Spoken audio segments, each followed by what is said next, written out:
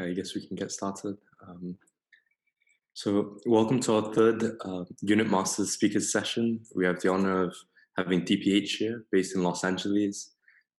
And as everyone here is excited and looking forward to hearing speak, I'm also super excited and grateful and appreciative to hear his story and listen about his background and journey so far. DPH is an expert and veteran in the event organizing and production world. He's built a business which he started in 2003, which he grew over 7 years, resulting in 165 million page views, 26 million content streams. MediaPass produce music videos with the likes of BMG, Sony, Universal, and helped produce live webcasts of major events like Electric Daisy Carnival, Ultra Music Festival. DPH also has lots of experience in the technology space and event organizing, media production. I'll pass the time to DPH to begin. Thank you. Hey everybody, I'm Daniel Harris. Some folks refer me to DPH, which is my initials. In fact, Tom Kosnick of Silicon Valley insisted that I always go by DPH as my billing. Very kind individual out of Stanford. So my story as an entrepreneur started with my attitude at an early age. So I grew up on Capitol Hill in Washington, D.C., and we were fortunate enough when my mother got remarried to go to local sporting events out the Capitol Center at the time. And I must have been like 11 years old, and the family had the tickets to go into the Capitol Club. And I was walking, 15 yards ahead of them, and I just walked in. And never turned back in that regard. And my entrepreneurial journey has always been from the perspective of learn by doing. So if you position yourself for the right opportunity, to the right access, you really, and you put your mind to something, there's really nothing that you can't accomplish. In fact, it was my Aunt Mary who said to me many years ago, if you have someone that believes in you implicitly, then there's nothing that you can't accomplish. And she was that inspirational force that gave that early confidence to give that belief in what we were capable of doing. But I went to college in New Orleans and was interning at the Sports Foundation. And there was an opportunity to either go to the Jazz Festival or the New Orleans Sports Foundation. And I chose to stay out of the music industry because it was disorganized and more dysfunctional. And next thing you know, right out of college, I'm running a pro soccer team with no advertising budget. And the objective was to get fans in the stands and sponsorship dollars in the door. And I was entrusted with the Herculean task. And I took a team with anonymity in the marketplace. Within 2 years, made him a household name, and predominantly made that happen because the head of the local cable system liked me, and his kid liked soccer, and he made a commitment to support our growth in the market, and the rest was hustle and determination. So that brought me out to Los Angeles. When I was ready to move to a major, market and city. I just finished doing an engagement with Promax and BDA, which was the largest association of executives in marketing and television and design, and had the opportunity to see, these 200 plus interviews of the Barry Dillers, the Michael Eisners, all the biggest people in the world, as a result of them hiring me to build their brand image video.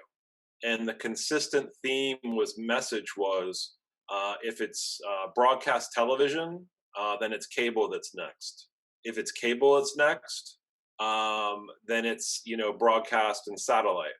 And then if it's, digital, then it's internet. So starting out, when I came out to Los Angeles in the late 90s, it was the traditional system of, the Herculean wall of who you knew versus what you were capable of doing. It was the insiders club. And I was pretty committed to, jumping over that wall, and was pretty much out here and had an idea for a show for up and coming professional athletes. And the short of it was, I threw Harris Films on the top of a piece of paper and faxed it to Major League Soccer.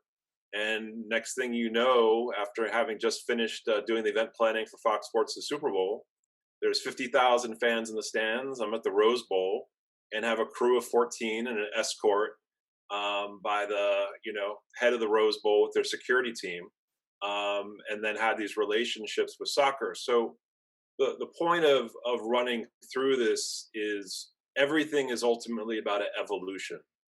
You start somewhere, you mature, you evolve, you continue to increase, and let alone I find myself in internet world at the height of the dot-com boom, and I find out there's 30,000 kids going to electronic dance music events, which are raves, without any radio, print, or television.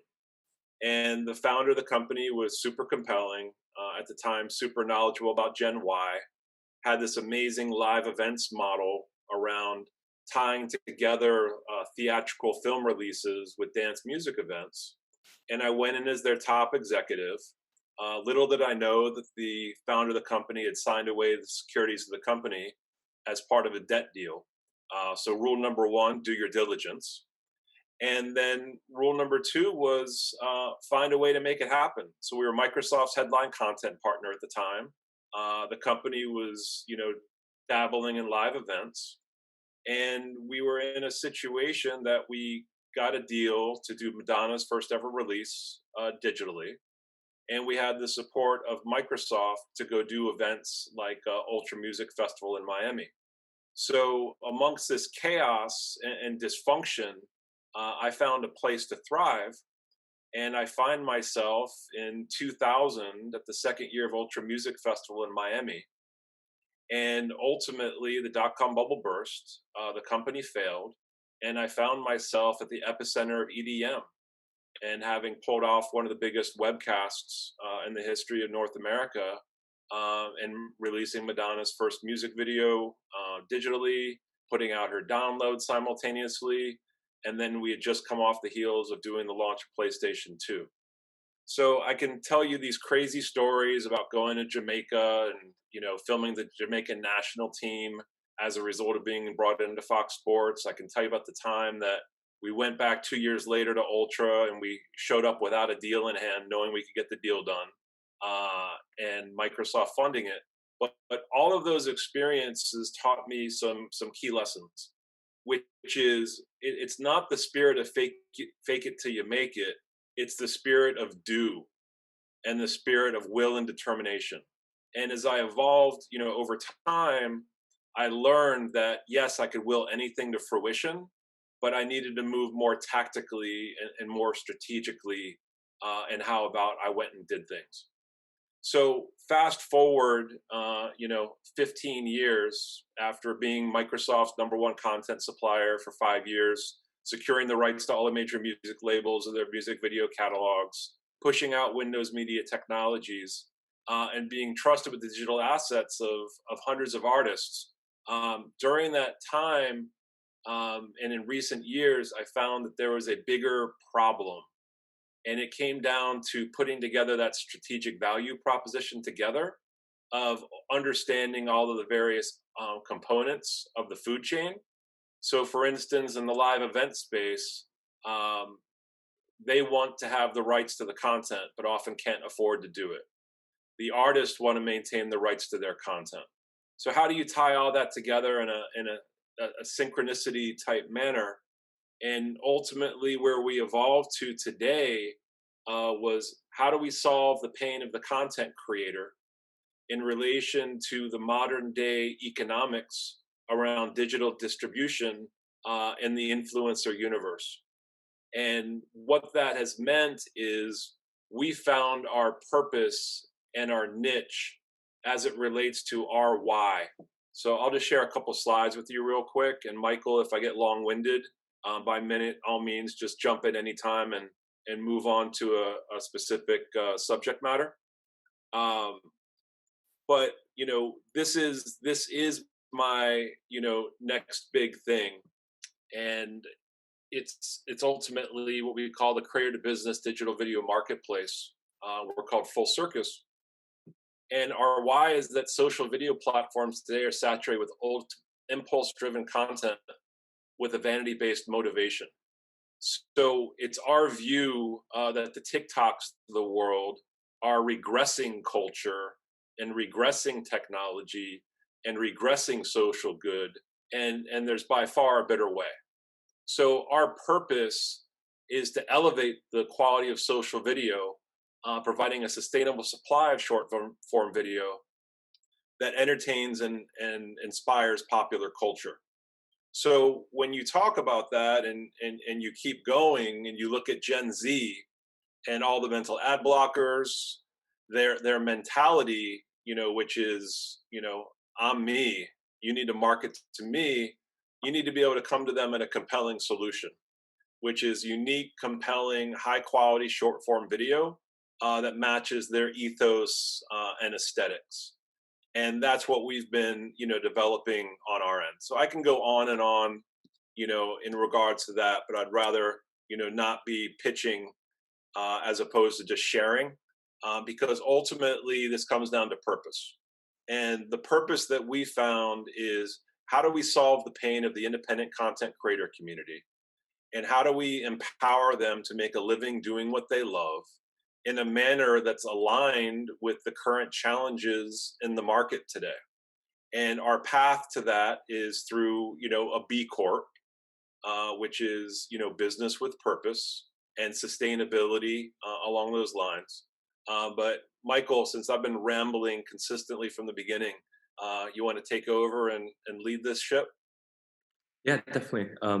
So yeah, thanks so much for sharing, Divish. And in terms of like where you see the industry progressing in terms of live events, in terms of content creation, in terms of empowering artists, like what are your what's your vision for the future in terms of like what let's say if I was an artist or for an artist listening, like what do you think's coming for the industry or for themselves as an individual?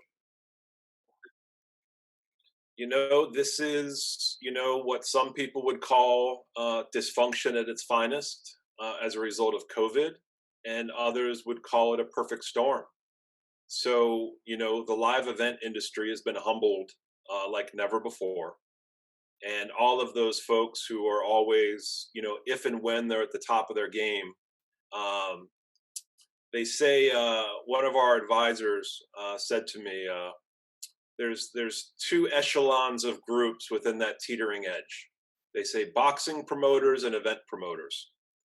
And if you just think about the Don Kings of the world and that hustle, becoming an event producer doesn't require an MBA.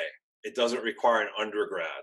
It requires your ability to get people that that you like to come together, which, rolls us into the influencer dilemma, which is you have people who are popular who are herding together and serving the sheep, which is their audience, and in turn, resulting in a market and function that's a little bit dysfunctional.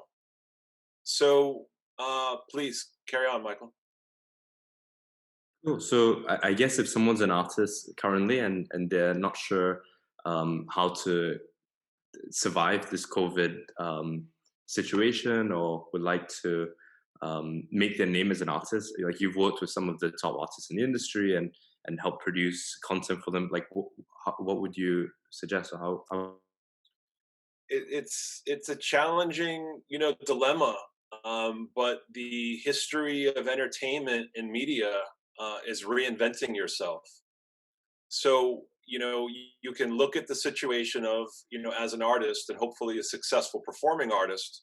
and you're out there, all of your revenue is, contingent upon your performances, because 90% of the time, management has neglected you and given away all of your digital rights as your, mechanism to drive touring and to, smooth out those industry relationships, to give away something to get something, which is inherently wrong. And we're big proponents of changing that. But the real need, or the real opportunity for these, artists, is to find the way for them to connect with their audience in a manner that's authentically aligned with who they are, and be true to who they are, and see if that sticks. And if that sticks, and if your content is resonating with your audiences, you're in the right place, in the right zone. So really, it comes down to that crossroads for many people: is, am I creating art for art? Am I creating art for vanity and recognition? Or am I using that as a vehicle, supporting my other endeavors and pursuits entrepreneurially? And ideally, you tie all that together in a nice little bow in an authentic manner. Amazing. And I guess some of the participants in our master's program would like to build creative agencies and talent agencies.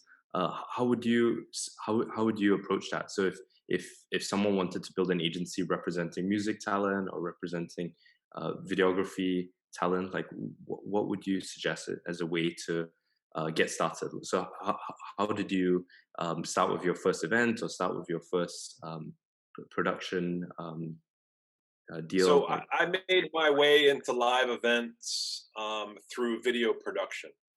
So there was no greater way, to get access to the top event producers than to be entrusted with creating their brand image. And that's what we did with Ultra Music Festival. That's what we did with Electric Daisy Carnival.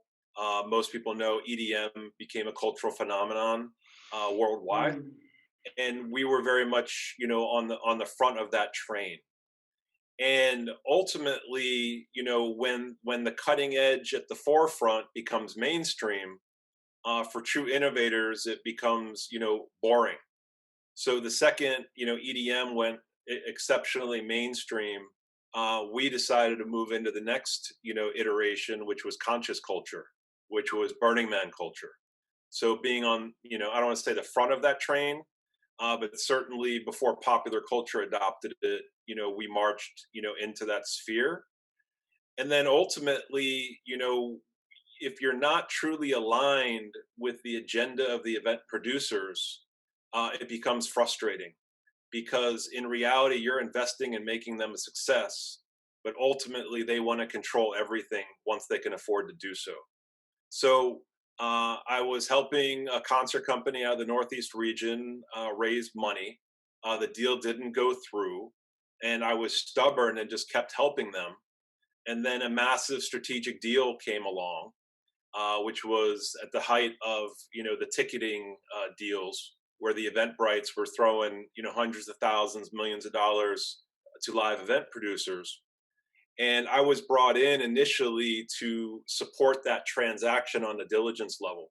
And in the history of Eventbrite with event producers, the fastest period of time that they'd ever gotten a deal done in due diligence was about 7.5 weeks. And we cleared due diligence in 11 days. So with me leading it and bringing in my financial team and whatnot to support that. So that made a pretty big, impression on the founder of that company.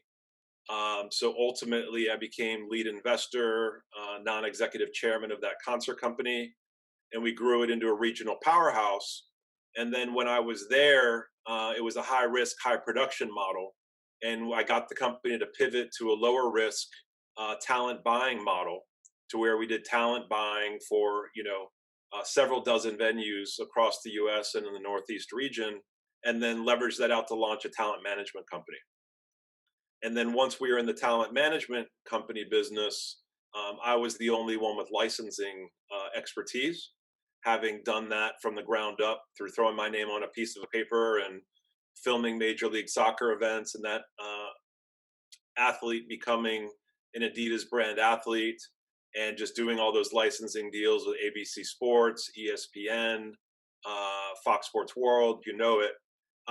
So I had that experience, I had that network, but what I found was just disturbing, which is everybody on an insider level is expecting their artists to give away the rights to their content in perpetuity, or at the least 7 years, for what equated to 5 weeks of promotion, and then your content's just parked with those people. So during that time, I started laying the tracks for our current venture that I shared with you a short while ago. Amazing. And like you mentioned, these conscious events like Burning Man or like the progression of popular culture. Could you talk a bit more about that? Like, what does that mean? Like for someone who has no idea or about Burning Man or like this evolution of live events or culture progressing to where So it is. if you go to a traditional rock concert, it's that fist pumping in the air and the, rebellion and everything else. Within conscious culture, there's a little bit more of a connectedness, or a lot more. Uh, what people deem to be a higher calling. Um, that's really, in all reality, going down the rabbit hole of spirituality, through connectedness and culture. And a few people in the scene walk the talk, but it's fewer and far between for the people who aren't buying into their own bullshit around the culture, versus experiencing an authentic level and just saying, look, I like to go party, I like to connect with people, I like being part of something meaningful and substantive. So there was a documentary film we actually did, and one of the lines was, after this huge storm, was something to the effect of, if we come together, and we transform and heal, it's really about us and our ability to come together and make that happen. And in fact, that project's coming full circus right now, after a 7-year hiatus, with the event producers, after putting a film in the can, where literally we had this gritty, dusty event on this gritty, very, very, cultural, it was called the place, the venue was called, the same place where the Grateful Dead had performed 30 years ago, which was called the Mistake at the Lake. And this event was on the Paiute Indian Reservation in Pyramid Lake, Nevada, which you pass on your way to Burning Man. Anyway, the short of it was, we did this documentary from beginning to end, and then the event producers, after the fact, are like, you know what? We want to be the shiny, happy, pleasant destination where people go and attract a more mainstream audience to our culture. And then, they most recently had a setback, and now it's, you know what? We really want to be that gritty, edgy, underground festival, and tell that story now. So it's dysfunction at its finest. And as a producer, as a creator, and as a doer, you just have to just keep coming back smiling with a good attitude, take no shit from anyone, and then be ready to support the strategic value proposition for everybody involved. Thanks so much. That's amazing. And you mentioned full circus. Like, how would you explain full circus to someone who's trying to understand it? And what's your vision? Like in the next 3 years or 5 years, like where is it headed? Like, what's the need that it's solving? And yeah. So there's a deeper symbolic meaning around the full circus brand, that actually is connected to conscious culture, and my own dissatisfaction of it being a circus. But our vision for full circus, is very much aligned with the vision of unit, in that we see an opportunity to bring people together on a mass global scale. And without going into our secret sauce or how we're going to do it, or go 7 steps ahead of a meticulously thought out plan, I will tell you that we brought in the former commissioner of the Securities and Exchange Commission, as a shareholder. So anybody following blockchain or security as an asset, will tell you something, about that. But ultimately, our vision is for creators, to get their fair share and piece of the pie. And that's both in terms of equity ownership, as well as their share of their revenue and their royalties. But the long-term objective is, if we are able to successfully execute on our lofty ambition, it's bigger than us, and ultimately we're governors of a creator economy, enabling that on a global proposition. Amazing. What does this creator economy look like? You mean, like, do you want me to pull up the exact pictures, or you want the visual description of what that creator economy looks like? I guess trying to imagine, like, say, if I was a musician, or say I was a producer of content, and I was living in this world where it's a creator economy, where I suppose, as you mentioned, artists are supported and they're getting their meaningful piece of the pie. Like, how can I, as an artist, benefit in this in this new state of the world, or the economy that you're mentioning? Does it does it mean that it's much easier for me to produce content? Does it mean that it's much easier for me to access some of the value created from my work? Or, yeah, just trying to understand. It ultimately starts with the fact that creators should own their creative works. So anybody that's giving away their intellectual property to anyone that's not paying upfront cash in their pocket, it's an absolute sham. It's wrong, and it's just, absolutely rampant in the music industry. The degree that artists are being exploited and expected to give away 50% ownership of their master to either bigger artists above them who are exploiting them, or the independent labels who are struggling to make a buck, and the only way they can do that is by building some IP value without sufficient capitalization to invest in it. So let's talk about a universe and a world where we're financially abundant, the cream of the crop rises, they get an appropriate value for what it's worth, they continue to receive their recurring revenue, but they have an opportunity on a bigger play as it relates to liquidity. So obviously, I'm speaking in codes and circles, to not just paint our whole plan in a notepad here with the fabulous unit family today. But for all of you extremely intelligent, thoughtful beings out there, I think you'll be able to piece that together pretty well. Amazing. And then going back to, like, live events, I mean, you're a expert in making extremely powerful brands around events and festivals.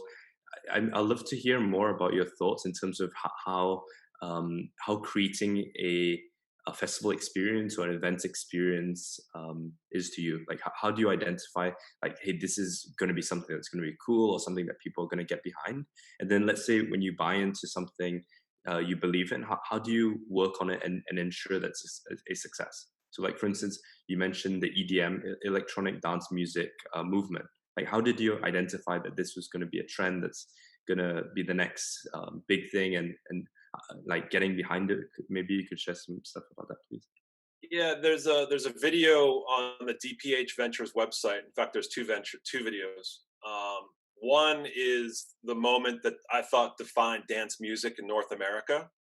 So we were filming Ultra Music Festival in Miami in 2001, and you go to EDM events back in the day, and it's like, you got this is masses, right? Not clubs, so masses of in excess of 5,000 people in attendance, and you got a DJ performing, and you got an audience, and the audience is just standing there, and the DJ is performing, and it's like, okay, this is interesting, but when is this going to tie together?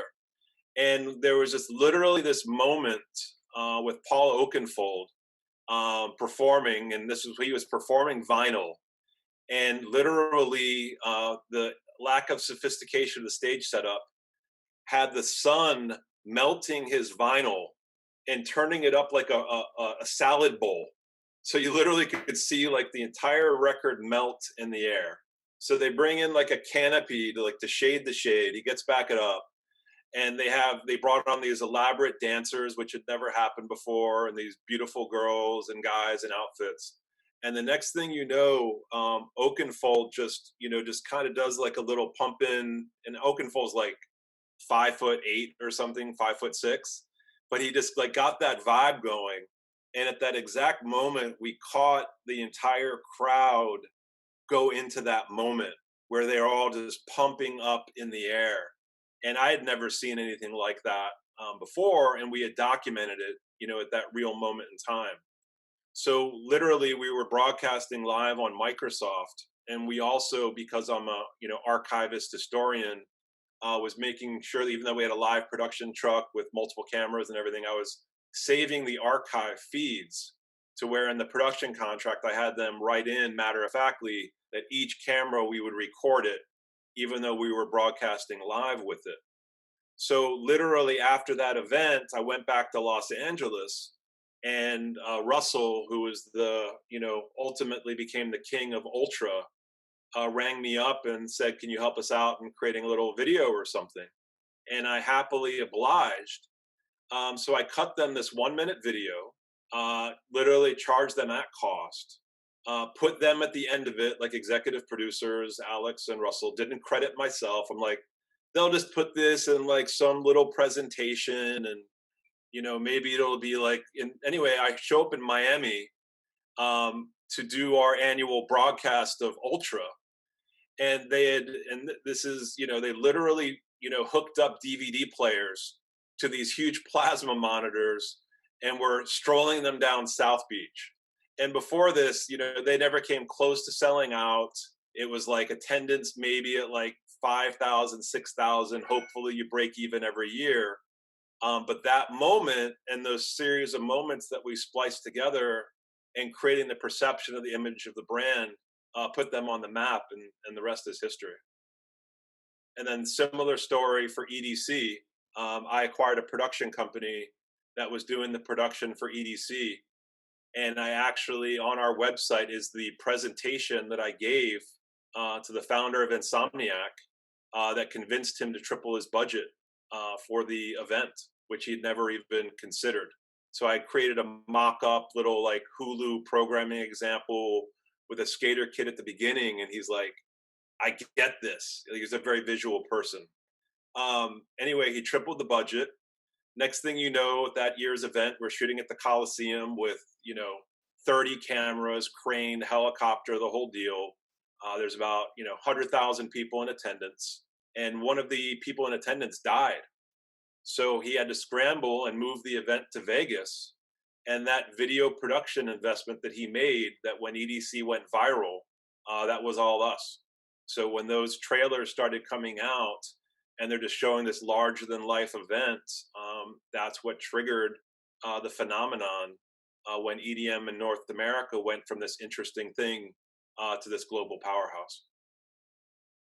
And what's your creative process or thought process when you create something like that? Do you like do a bunch of research, or do you kind of trust your intuition? You could So quite. I had a pretty good amount of production experience when I first came to LA. When I was rambling early on, I didn't talk about profiling this athlete who became an Adidas brand athlete, but I got some experience for some very creative filmmakers how to do things. So at Ultra Music Festival, I think it was our second year of doing it. And keep in mind, I'm funding their production, right? They still can't afford to do video at that point. And I had the production people go out and buy some plywood and some rollers, and created this dolly effect, like a 360 dolly that would go around Tiesto and the other Carl Cox and the other headliners. To this day, the founder of Ultra, will see me at an event or at the yacht party at the end of the night and be like, "Yeah, that dolly, I'll give that to you." Amazing. And like, how did you come up with these ideas? Did it just come to you, or you were like, okay, these are It the was different just options? solution. We had a budget of, we threw in 20 grand for the production. The truck was 14. It was this. You just had to innovate, and I'll add one story about us being pirates. So I know this is being recorded, and this will, I'm sure, blow up in my face in the future.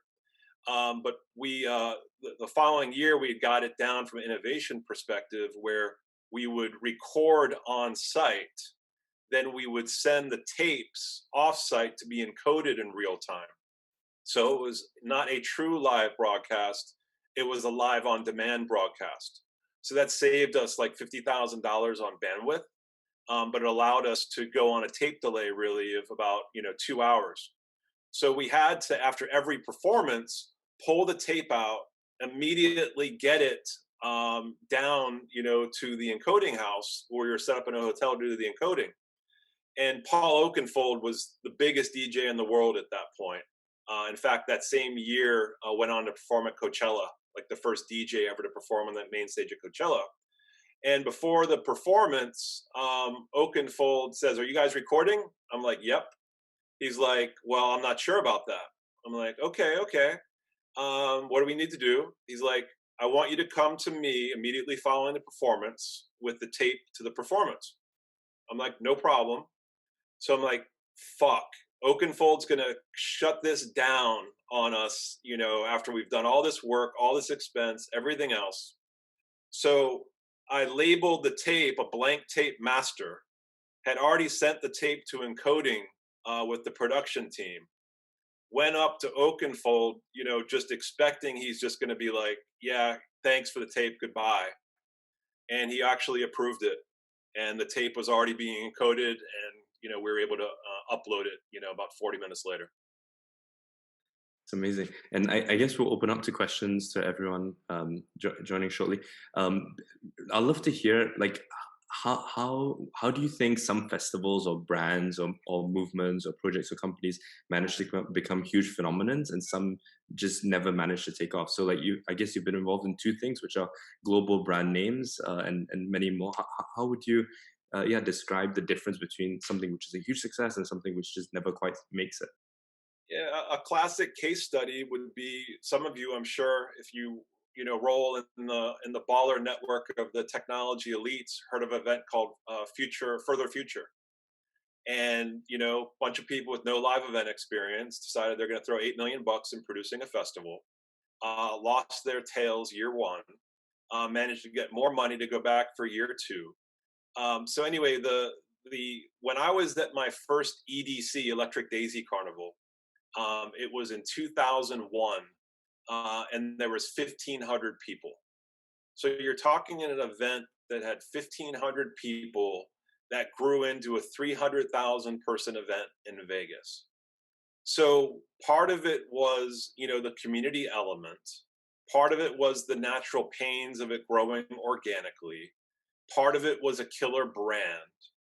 But the key was timing. So when we were, did the first big jaunt into EDM is when hip hop took off.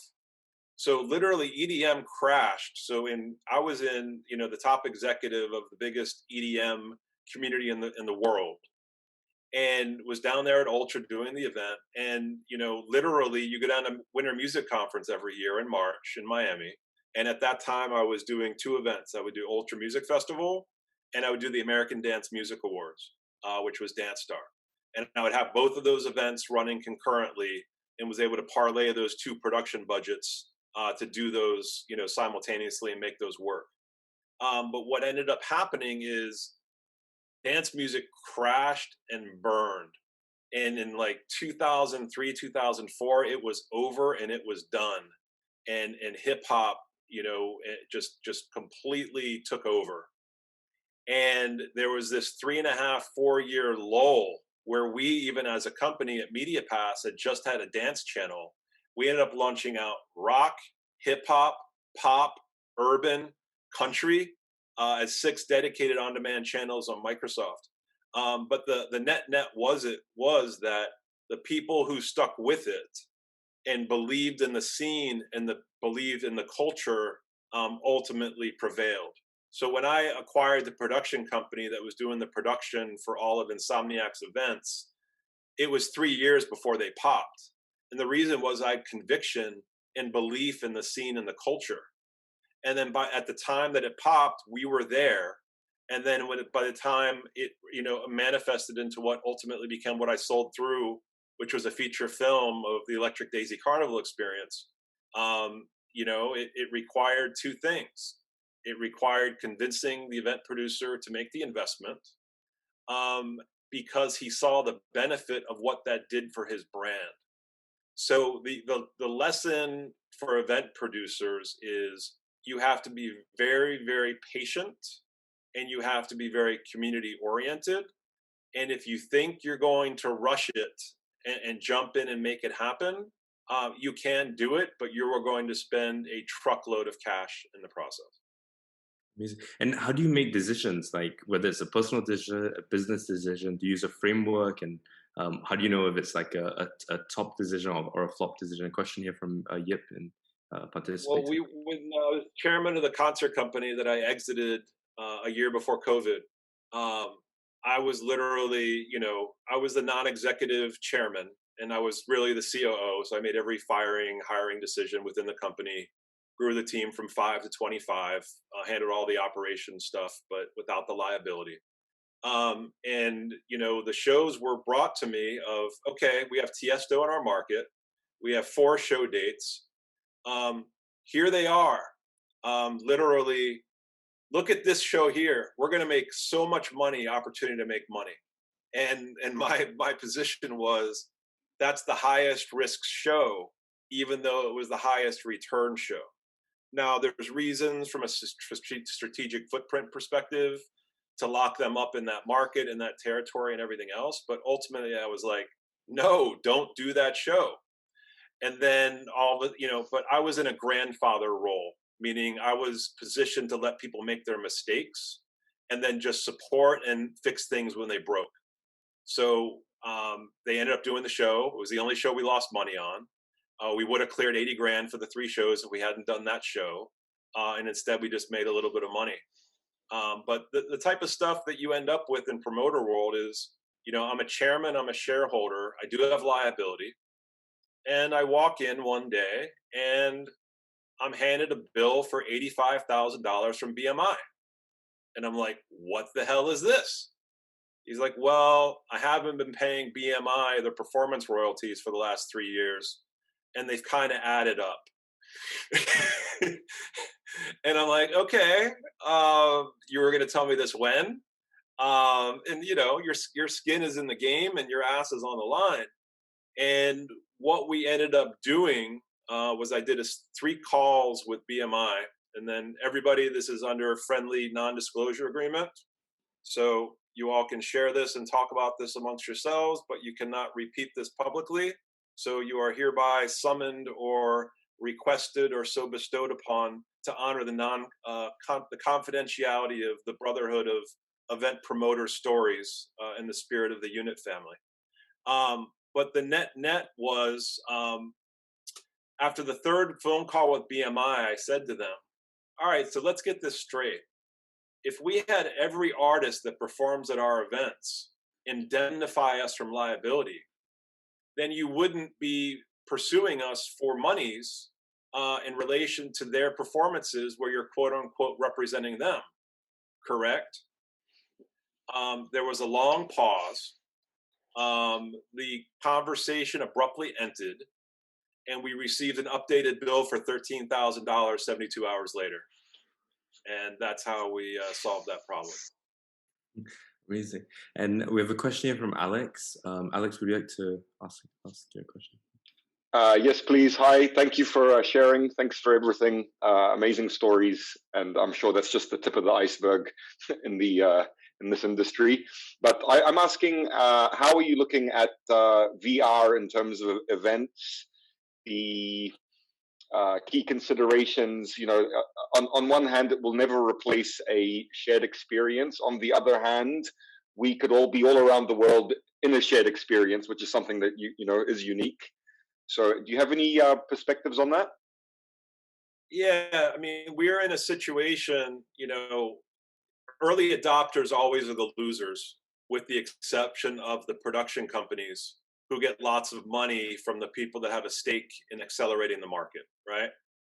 So a lot of technology had been developed in VR, but wasn't getting practical adoption because it just takes time. It doesn't just happen, right?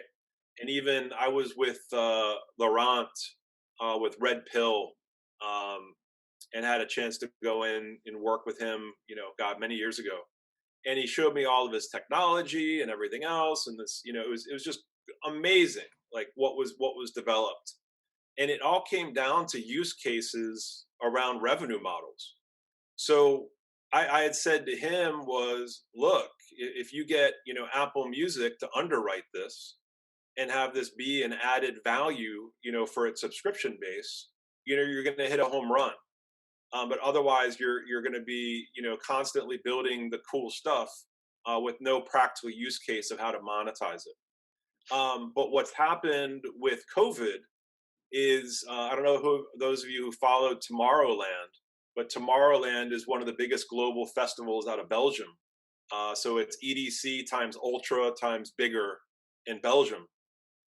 And they canceled their event because of COVID, and then did a live experience where they brought in, they sold out their souls and brought Katy Perry in because probably it was some manager's cousin's brother's, something. But the net was they found a way to create a use case around that event that became highly lucrative and highly compelling from a community perspective. So to answer your question around VR perspective, it's the same exact thing. What's going to be that, trigger moment that results in those use cases outside of the adult film industry that results in that, slam dunk that just, happens in a big way? It's basically people paying for a ticket. That's how they did it for Tomorrowland, and Yeah. they made a fortune. They absolutely mopped up to everybody's, shock, And we have a question Thank here you. from Shabristian. What is the threat to live events and branding around the events, and what's the future of the industry with like COVID and what's happening? So I was contacted, not too long ago about taking on an investor relations position for, Live Nation and their portfolio of companies, in this COVID world. And it is, obviously with all my experience of knowing all the under the hood stuff and all the, the ins and outs of the BS around it, it was compelling. But the fear or the concern is that mass consolidation is inevitable right now because there's so many people that are hurting that have just gotten massacred that weren't, set up properly as entities to get the, either the PPP funding or the bailout money. And very few of the independent promoters appropriately qualified for that. So the natural concern is that mass consolidation is forthcoming, which takes out, the authenticity. So historically, one of the things that's been really interesting is every 5 to 7 years, there's been a jump. It goes from nightclub to festival to nightclub. And it's been a coexistence for the past 5 years. But right now, in terms of the fast track back into, what a world looks like in the COVID age, the only ones who are going to be able to come back with a certain speed are the outdoor events. The indoor events are going to continue to be limited unless they've constructed their facilities, in a manner that's conducive to that air circulation and whatnot, which amongst those dusty, sweaty warehouses, in the south side of Ohio, it's good luck with that, and all those, super high-end clubs. It's going to be interesting. And I feel really bad for the artists, but I'm optimistic that what's wrong with the DJ EDM phenomenon is going to come full circus in relation to the ability for authentic music to be shared and heard. And as we go from this, political climate in North America that's been rooted in, hatred and I have more money than you, get the fuck off my lawn, mentality of this attempt to have inclusiveness and togetherness. I'm optimistic that the type of music that was the foundation from the 60s and the 70s has a chance to re-emerge with that substance and quality, but also the benefits of modern day technology and collaboration. Amazing. And in terms of this progression over time, like what key learnings or advice has helped you, and um, what sort of advice or learnings can you offer to people who you think would help them in their journey? So I think the big thing is that knowing even the most successful people truly know what it means to struggle, and they truly know what it means to go through difficult times. So the number one thing I would say is, for any of you out there that are going through incredibly challenging times right now, just keep pushing forward. And you obviously want to maintain your consciousness, your kindness, your empathy, and all of those qualities that are the best of humanity. But it's like, just keep moving forward and keep plowing forward. Not too far from now, we'll be telling the Michael Healy story as it relates to Unit, and the documentary story around that. And Michael made some big pivots really fast on his business, and is a great example of an entrepreneur who adapted in real time. And we've had some really good philosophical discussions about his decisions and paths and all those things. But just keep plowing forward. And obviously character and relationships are everything, but put the flag in the ground and say, I'm doing this, and you'll be surprised how many people are there to support you. Amazing. And I think that's a good chance to wrap up for today. So thank you so much for your time, DPH. And yeah, looking forward to many more experiences and discussions in the future. Thank Thank you you so much. for the platform and the engaged Unit community. Obviously, you've done an impeccable job curating and herding and connecting and creating a real community around Unit. Thanks, guys. Take care, everybody.